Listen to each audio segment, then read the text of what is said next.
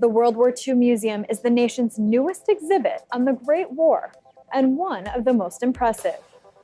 Years in the making, the sprawling complex in downtown New Orleans cost $400 million to build and contains a wide range of artifacts from the conflict. This week, the museum opened the final wing of the facility, the Liberty Pavilion, while also hosting the Congressional Medal of Honor Society's annual conference. Military Times was on the ground to bring you this report.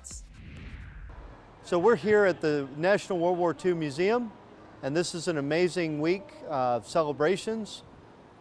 We're hosting the Congressional Medal of Honor Society's annual reunion.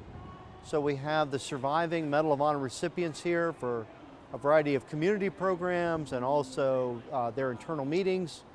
And then in addition, we're celebrating the completion of our campus here in New Orleans with our last major pavilion. It's called Liberation. We feature 16 galleries, 3 floors, an incredible experience that talks about the cost of victory, but also the legacy of the war and the relevance of World War II today.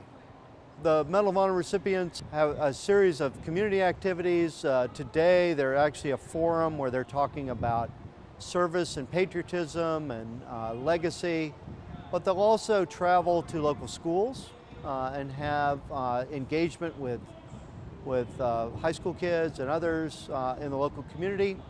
They'll have some of their internal meetings as this kind of brings them together once a year. And then there'll be a celebration at the end of the week, really an opportunity to kind of highlight the values of their organization about service, patriotism, and valor. They will actually go to various schools in the area, meet with children, have other community events. So in addition to kind of a set piece on stage, this will be a great opportunity to expose a range of people to these incredible Americans. So the new pavilion, our visitors will be incredibly impressed by it. The museum has the mission to tell the story of the American experience in the war that changed the world, why it's fought, how it's won, and what it means today. And this pavilion really focuses on what it means today. I think our visitors will be surprised in many cases by the relevance of World War II to today. They'll be inspired by that, and in many ways they'll appreciate the extent to which World War II actually did change the world, but America's role in the post-war will be illustrated, both our role in the international community, the creation of the United Nations or NATO, but also domestic changes that many of us now take for granted. So the Liberation Pavilion is the final major pavilion on the campus.